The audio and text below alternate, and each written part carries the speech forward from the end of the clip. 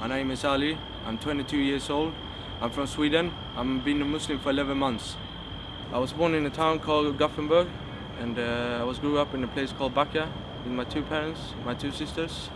I was going in primary school in Backa as well, and secondary school. And first of all, primary school, I went to pretty close to the area I was living. And secondary school, I was living pretty far from my place. And after that, yeah, I was probably in the age of 16, 15, yeah. Then I started to hang around with bad people. And, was doing stuff I didn't want to do, but I have to do it. And it was nothing you want to do, but you want to get the money. It's how the streets are. You want to do business and everything, and people around me was doing bad things like selling drugs, whatever, robbing people, going to industry, stealing computers, whatever, doing all this kind of stuff, going through cars, all these bad things, you can imagine, like you see on the television, you see these people, they're robbing people, doing the bad things. This is nothing, new. This is all things that's happening all over again. So I was seeing, my friends, they were, as I said before, they were into the bad business, and they want to make the money and everything. As the time goes, you older you get, the harder the business get. But as it comes, to friends, I'm seeing my friends backstabbing each other, because of the money, and they're seeing, this guy makes more money than I do, and of course they want to have the attention, a reputation, whatever, be feared and everything. So yeah. Of course, my parents were very worried. Of course, my mother, she could not, being asleep on the nights because she was thinking, what I'm doing on the nights, I'm outside, doing bad stuff and everything, She was thinking, maybe my son is, go with these guys. Of course, I was not doing all this kind of stuff, of course not. But, as I said, my friends, they were into this business more than I do, They were more, more bad boys than I was, They were trying to, get the reputation, want to be feared and everything, This was the goal for them, but my goal was not there. I was, I was a confused little boy at that time. I was wanna, have a friendship and everything. Wanna be in the, group with everything, being accepted as a man. Understand? But as the time being goes, you can't live like that. You have to, when it comes to, someone come up to you, saying, well, what's up? You wanna have a, you wanna fight, whatever. You have to stand up for yourself. Yeah, basically I went in my boxing club and I met an old ex-gang member, and we clicked, and we talked and everything, and he was giving my number, he was giving his number, and we, I called him, we talked and everything, he was very friendly and everything. But after a while, he said to me, you want to make money? I said, sure, it's hard times. And I thought, I can make some money, I can get some coins in the pocket. So I thought, why not? So the guy, he called me and we met, we talked and everything, But this was not for long, it was just a small thing. But the thing was, it was the guy, was a very friendly guy, as I said before. But the guy, as I said, he was an ex-gang member, and he was making money. He was making very much money, and as it comes, he's. I was hanging around with him, he was, very friendly for a while, but after a while, you saw him, getting more paranoid, was using more drugs, the more money he made, the more paranoid you get. So, after a while, he was starting to use drugs, normal days, like every time he wake up, he was using it for coffee, whatever, it's like, it became normal, like breakfast or something, I thought, subhanallah, is this really, is this guy is real, he's doing it every day, I can't believe this. But anyway, you carry on, the guy, we met, but as it comes, the guy was starting to get more paranoid 24/7. I could not leave the house with any weapons, whatever, it was, people were having beef on him, because he was making a lot of money. And after a while, he was going to, we were going to a place, and we were there for a while. He had used some cocaine, whatever, and the day was not going well. And I saw, the guy was going, very paranoid and everything, So basically, after a while, he was like took up the gun, you know, and he got nuts. I don't know what happened to him, you know. He pointed the gun at me and aimed it to me, you know, saying, you know, starting to scream at me, everything, you know. I thought, you know, what's this guy doing, you know? This guy is very, very, you know, very, very rough at the moment. And I thought, you know, how can he be like that? You know, he's very, very friendly and everything. And after a while, I thought, you know, what's this guy doing? You know, I can't be around this guy if he's gonna carry on like this, and if he's gonna carry on with the drugs and everything. I'll probably get killed if this guy is gonna continue like this. So basically, at that day, we carry on to probably 6 a.m. in the morning. The guy told me, you know, come out with the weapons. He's going around in the woods and everything. He's still paranoid. I don't know what's happening around with the guy. And he's going around with the weapons. He's saying the cops are out there, you know, he's still, you know, I don't know, they used a lot of drugs. So the drugs was, you know, messed up his mind.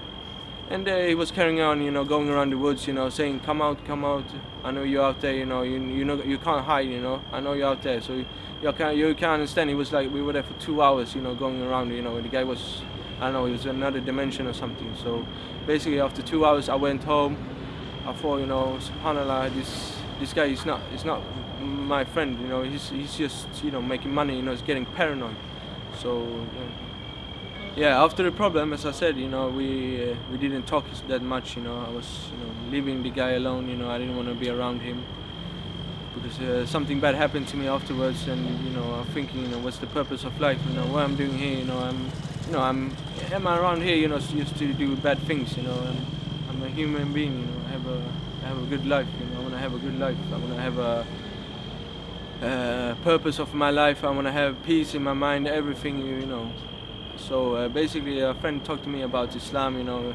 He was, you know, he was not that good, but still he was talking about, you know, he encouraged me to Islam and everything. He was telling me about, you know, Quran saying and everything.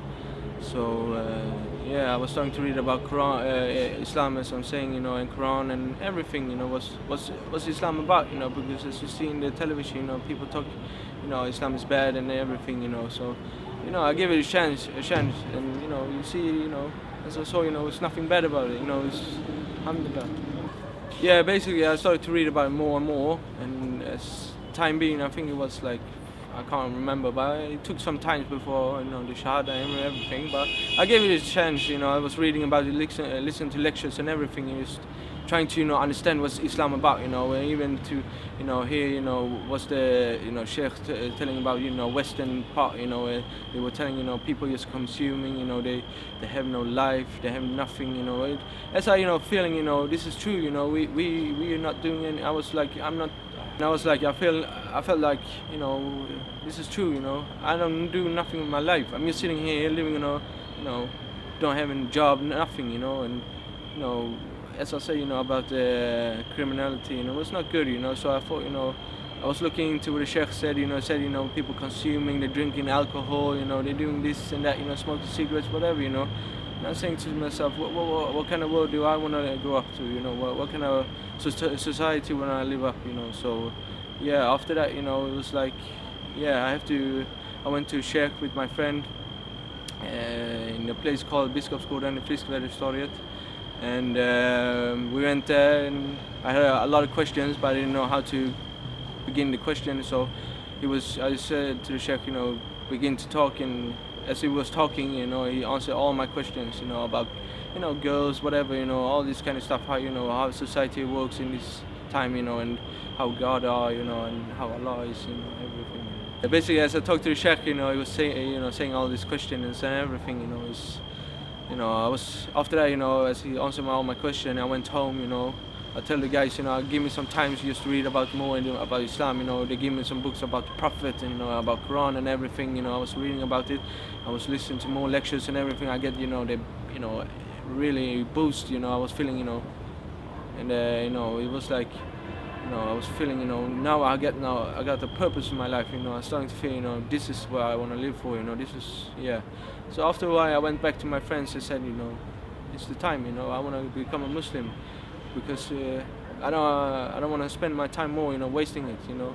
You know. So alhamdulillah, you know, I took the Shahada after, I think, after I talked to the Sheikh, like probably 8 months or something. But because I just, just want to give my more time, to know about Islam, know what I'm giving into, so alhamdulillah.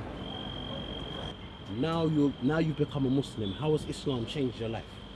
Well, it changed my life in many parts, in terms of not drinking anymore, not using drugs, not smoking cigarettes, all of these kind of bad things, going to the club and don't listen to music, don't watching movies, just reading, studying and everything, try to exercise, everything. Before, as I said before, in Islam, I was probably weighing 54 kilos, and now, alhamdulillah, I weighed 70 kilos. Thanks to Islam, I gained a lot of kilos because before, as I said, with the drugs and everything, it was not good. And, I gained a lot of kilos, Islam encouraged me to train, take care of my body and everything, before I smoked a lot, And the salat, subhanallah, you can't be more happier to thank Allah every day. He gave me your life, He gave me my life back every time. And I've done all this bad stuff. I can't be more happier than Allah, every time I wake up, for Fajr, Allah give me my life back. He's saying, you have a better life, you have a chance to make a better life for you this time. So alhamdulillah, Islam has changed my life in many parts. When it comes to my parents, alhamdulillah, I obey them much more, my sisters, I have better manners, akhlaq, whatever, it's all of these kind of things, Muslims should have, So alhamdulillah, everything is much better, alhamdulillah. What advice have you got to non-Muslims regarding Islam? For the non-Muslims, I got advice that is, don't read the newspaper, don't watch TV, don't listen to radio, don't listen to what people are saying, because Allah, He gave you an eye, He gave you ears, He gave you a heart, He gave you a mind. So what? You can't read a book. So go to whatever country you're from, just take a book. The Quran is in all language. You can read it in English, Chinese, whatever, but just read it and look up to it, because you can judge it by your own mind. Don't judge it by other people. That's my advice to you for the non-Muslims. I want to thank Roadside to Islam for putting me on this show.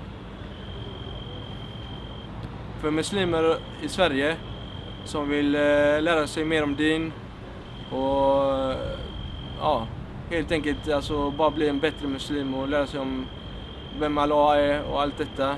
Jag tycker ni borde komma till Mellanöstern, studera, komma hit, höra adhan, ha moské i varje hörne, ha halalkött överallt, alla de här sakerna som vi inte har i Sverige.